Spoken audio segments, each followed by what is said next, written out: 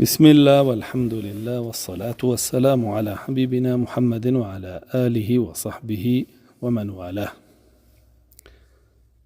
بوشي زوربي عفرتان أهلي أقرن.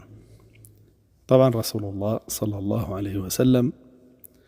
لچن فرموديك أما جب وادا كأفرتان زوربيان أهلي أقرن ليك لفرمودكانا فرمي فإني رأيت أكثر كنه أهل النار فرمي من بينيم إيوة زوربتان أهلي أقرن فرموديك ترى فرميت طلعت على النار فرأيت أكثر أهلها النساء فرمي من قري جهنم من بيشان درا بينيم الزوربي أهلي قري جهنم جنانا. طبعا فرمودية بۆخۆی ئاگادارکردنەوەی کتیایە بۆ ژنان کە وریابن زۆربەتانم لە جەهەنەما دیوە کار بکەن بۆ ڕزگارکردنی خۆتان و لە هەمان کاتیشا بە ئاگاهێنانەوەی دڵی ئەوانی تایە کەوا نەزانن بەهۆی نەرمونیانی طەبیعەتیانەوە و نەرمونیانی خلقەتیانەوە لە ئاگر ڕزگاریان بێ و زانایان وانا فرمون كرسول الله صلى الله عليه وسلم فرمي زوربتان أهلي آقرن أما ما بستي أويا ليك يقل طبقة كاني جهنم زوربتان لبين ولا بياوان زياترن هندي كتري على فرمون أما بيش شفاعة بيجوي شفاعة بكريو وأهلي توحيد لا أقر دربهن ري زۆرێک لە ژنانی ئەهلی تەوحید لە ئەگرانی گنا دواتر سەرنجام ژنان لە بەهەشتا زۆرترە بن. ئەویش بە بەڵگەی فەرموودە کە رەسوڵ الله صلی الله عليه وسلم فەرمێ هەر پیاوێک لە ئێوە لە بەهەشتا دوو دانە هاوسەری هەیە و لە بەهەشتیشا هیچ پیاوێک نییە بێ هاوسەر بێ بەپێی ئەو فەرموودەیە کەواتە ئەهلی بەهەشت زۆربەی ژنانە چونکە هیچ پیاوێ نییە بێ هاوسەر بێ و هەر پیاوێکیش دوو هاوسەری هەیە بەم شێوەیە ژنان لە ناو بەهەشتا دوو ئەوەنەی پیاوانن. لە صحیحی مسلمە فەرموودەیەکمان هەیە کە ئیبن سیرینە گێڕێتەوە فەرمێ اختصم الناس في النساء هل هن أكثر أهل النار أم هن أكثر أهل الجنة. خەڵکیە فەرمێ ڕاجیاوازیان تێکەوت لەبارەی ژنانەوە ئایا زۆربەیان ئەهلی بەهەشتن یاخود زۆربەیان ئەهلی جەهەنەمن. فەرمێ فسألوا أبا هريرة في ذلك فەرمێ هاتن پرسیاریان کرد لە ئەبوو هورەیرە لەبارەی ئەو بابەتەوە فقال أبو هريرة النساء أكثر أهل الجنة. أبو هريرة فەرمووی ئاگادار بن ژنان زۆربەی ئەهلی بەهەشت پێکەهێنن بە شێوەیەک کە دوو ئەوەندەی پیاوان. ئەفەرمێ فەرمووی ئایا نەتاندیوە رەسوڵ الله صلی الله عليه وسلم ئەفەرمێ هیچ کەس لە ئێوە نییە لە ناو بەهەشتا ئیلا دوو دانە هاوسەری هەیەوە لە بەهەشتیشە هیچ پیاوێک بێ هاوسەر نییە کەواتە هەموو پیاوێکی بەهەشت دوو هاوسەری هەیە بۆ شێوە هەموو ماڵێ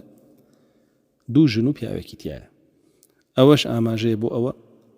کە زۆربەی ئەهلی بەهەشت ژنانن و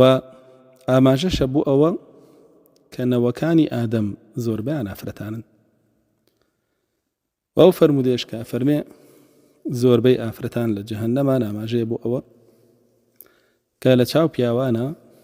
زۆرتر لەوانیش دیسانە چێتە جەهەنەمەوە بۆ لەبەرەوەی بە طەبیعەت ژنان خۆیان ژمارەیان زیاتر لە پیاوان بۆیە هەردوو لە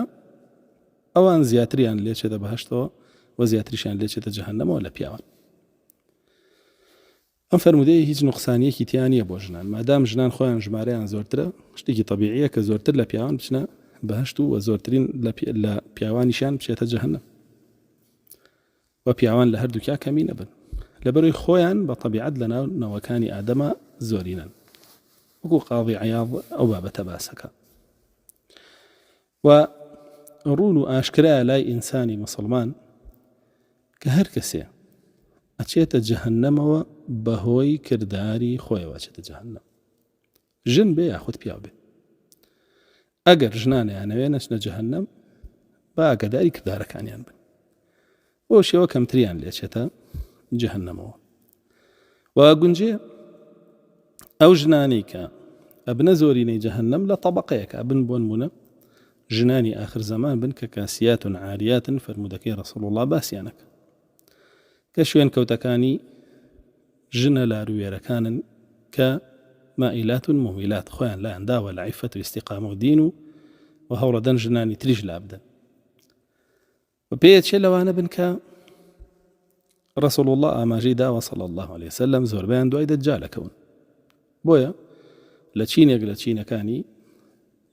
با بڵین سەر زەویە لە جیلێک لە جیلەکانی سەر زەویە ئەوان زۆرترینیان نەچنە جەهەنەمەوە بەهۆی لاڕێبوونی زۆرینیان. واگەر بگەڕینەوە بۆ ئەساسی بابەتەکەی خۆمان کە بۆچی زۆربەی ژنان لە جەهەنەمان ڕەسوڵ الله صلی الله عليه وسلم لە کۆی ڕیوایەتەکانە چوار خاڵمان بۆ دیاریەکە. یەکەمیانە فەرمێ تکفرن العشیر، فەرمێ ئێوە پێنەزانن چاکەی مێردەکانتان لە پێشچاو ناکردن. فەرمێ فإن إحداكن إن أحسن إليها بعلها الدهر، فەرمێ خۆ ئەگەر بێت و یەکێ لە ئێوە مێردەکەی بە درێژایی تەمەنی باش بوو بێ لەگەڵی و ئەساءت إليها مرة یەک جار خراپەیەکی لەگەڵا بکە قالت ما رأيت منك خيرا قط، ئەو وەختە بە مێردەکەی ئەڵێ من هەرگیز چاکەم لە تۆ نەدیوە، تۆ قەت پیاوێکی باش نەبووی. ئەوە بێتە هۆیەوەی کە هەم نیعمەتی ئەڵڵا بەسەر خۆیەوە کوفران بکە کە مێردێکی باشی پێداوە یەک خراپەی هەبووە پێنەزان بێ لە ئاسیا، و هەم چاکەی مێردەکەشی لەگەڵی لەبیر بکە بەهۆی یەک خراپەوە. ئەوەش ئەو پەڕی نەعەدالەتیە لە ئافرەتە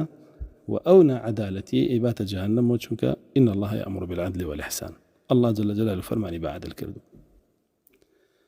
وەکاری دووەم کە لە فەرموودەکانە باسیەکە ئەفەرمێ تکثرن اللعن، ئێوە لعنەت زۆرەکەن.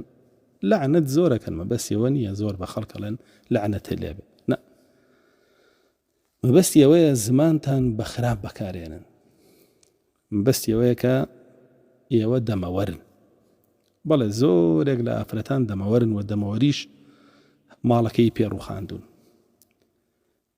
عایلەکەی و خێزان و خانەوادەکەی پێ هەڵوەشاندونەتەوە.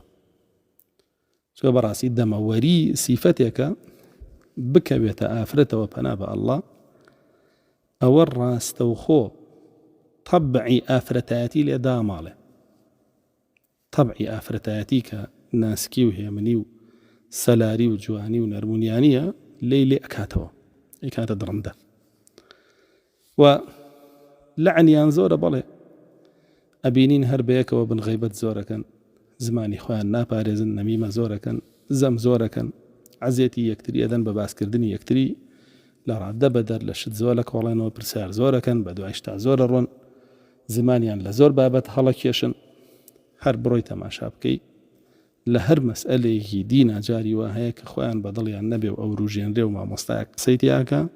زۆرترین جوێندەرەکان و بوختانکەرەکانەوانن پەنا بە ئەڵڵا. ئەوە هیچ هەندێک لە پیاوانیش تەبیعەتی ئەوانیان گرتووە هەر بە دوای ئەوان ڕۆشتون، بەڵام بە زۆری ئەوانن. بۆیە باسی ئافرەتێکەکەن بۆ ڕەسوڵ الله صلی الله عليه وسلم کە شەو نوێژەکە و ڕۆژی سونەتی ژەگرێ، بەڵام دراوسەکانی لە زمانی ڕزگاریان نەبووە. فەرمێ هی فی النار، فەرمێ و لە ئاگرایە، چونکە عەزیەتی خەڵکیەدا بە زوبانی. بۆیە بەڕاستی بەکارهێنانی زمانیان بە خراپە ئەوە هۆکاری دووەمە. یەکەمیان پێنەزانن بەرامبەر بە مێردەکانیان و ناشکریانەکەن، دووەمیشیان زوبانیان بە خراپە زۆر بەکارێن. سێمیانە فەرمێ تکثرن الشکایە، تکثرن الشکایە، یعنی ئێوە شکایەت زۆرەکەن. شکایەت زۆرەکەن مەبەستی ئەوەیە شکایەت لە ئەڵڵاکەن، لای عەبدەکانی ئەڵڵا، و مەبەستیشی ئەوەیە کە نهێنیەکانی ناوماڵە بەنە دەرەوە بۆ ناو کۆمەلگا. بەڵێ بینین بە زۆری ئافرەتان کاتێک کە شتێکیان لێ قەومێ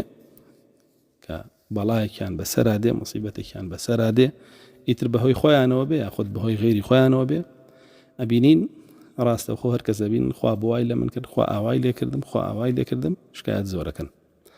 و ئەشبینین ئەچێت ئەو نهێنیانەی ناو ماڵەکەی بەداخەوە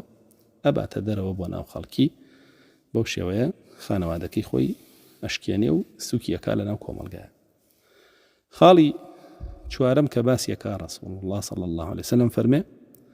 تسوفن الخير ئەمە هۆکاری چوارەمە لەو هۆکارانی کە ئافرەتان زۆرە باتە جەهەنەمەوە کاری خێر دواخەن تەوبە دواخەن ئەڵێ بۆ نابی بە حیجاب ئەڵێ با خوا هیدایەتم بە ئەوە خەیرێکە دوایەخە ئەڵێ با پیر ببم لە پیری ئایکەم ئەجاری واژەیە ناگاتە پیری و ئەگەڕێتەوە بەلای ئەڵڵا و چێتە جەهەنەم بۆ نوێژناکەی ماهۆی حکایکەم باشە ئافرەت بۆچی باش نابی لەگەڵ مێردەکەت ماوەی کە باشە بم باشای ئافرەت بۆچی تەوبە ناکەی ماوەی کە تەوباکەم بۆ واز لە هەڵقە و گۆرانی ناهێنی دەی ماوەی کە واسی لێ هێنم منیش ئەبەو شێوە هەر فەرمانێکی بە چاکە پێەکەی ئەوڵێ مدەتێکی تر ئەوە تەسویفی پێوترێ بۆیە حەسەنی بەسڕیە فەرمێ إياك والتسويف فەرمێ نەکەی تەسویفکەی فإنك بضعة أيام إن ذهب يوم منك ذهب بعضك فەرمێ چونکە بەڕاستی تۆ کۆمەڵی ڕۆژی کە ڕۆژێکت ڕۆی بەشێ لە تۆ ڕۆشتووە بۆیە واز لە تەسویف بێنە مەیکە بۆ ئیتیانەچی ئەمە ئەو چوار هۆکارەیە کە بەهۆیەوە زۆربەی ئافرەتانە باتە جەهەنەم داواکارم لە ئافرەتان خۆیان پارێزن لەو هۆکارانە و خۆیان شایستەی باشت بکەن لە بری ئەوەی خۆیان شایستەی جەهەنەم بکەن والحمد لله رب العالمين